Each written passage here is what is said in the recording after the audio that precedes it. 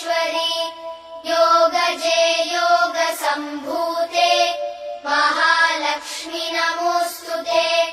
स्थूलसूक्ष्ममहारौद्रे महाशक्ति महोदरे महापापहरे देवी महालक्ष्मी नमोऽस्तुते पद्मासनस्थिते देवी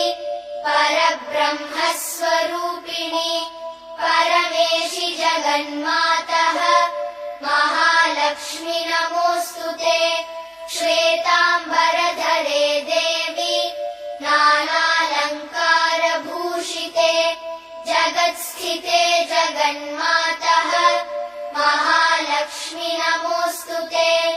महालक्ष्म्यष्टकम् स्तोत्रम् यः पठेद्भक्तिमान् नरः सर्वसिद्धिमवाप्नोति